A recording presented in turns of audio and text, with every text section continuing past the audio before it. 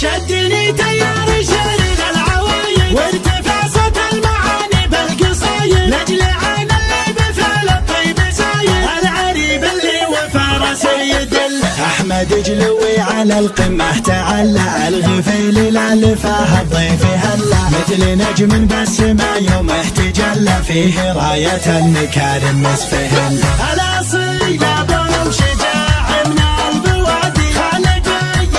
الفخر مد العيادي بالملاقى عز يا سقم المعادي صامل ما يقبل دروب المذله صامل ما يقبل دروب المذله عنده عيال بهم تفرح عيونه من وفاهم بالرجال يشرفونه يشهد اللي في زمانه يعرفونه عن عيال تصل الطيب بمحله في شجاع الطيب واضح من كلامه يونس الهبه تبين من سلامه ما عليهم من كثيرين الملامه دام ابوهم احمد يشرف سجن الكريم اللي رفع للطيب رايه عاشق الطلاه الى ما لا نهايه اشهد انه ماخذ العليا هوايه مثل راسه كل ناسه ما تمل مثل راسه كل ناسه ما تمل من بني خالد على العلم المؤكد القصير بجنبهم صعب يتنكر علمهم في صفحة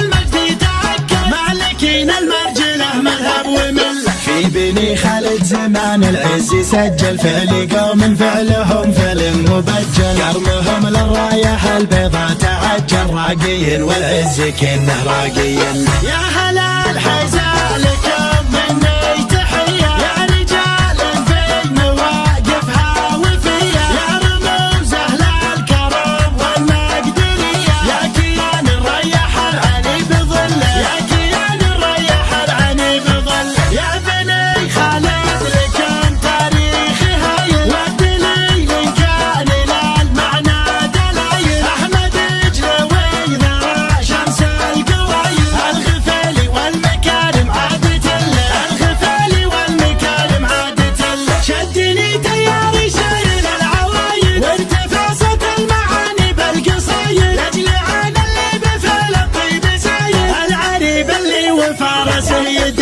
احمد جلوي على القمه تعلى الغفيل لا لفاه الضيف هلا مثل نجم بالسما يومه تجلى فيه رايه النكارم مسفهل الاصيل ابو شجاع من البوادي خالد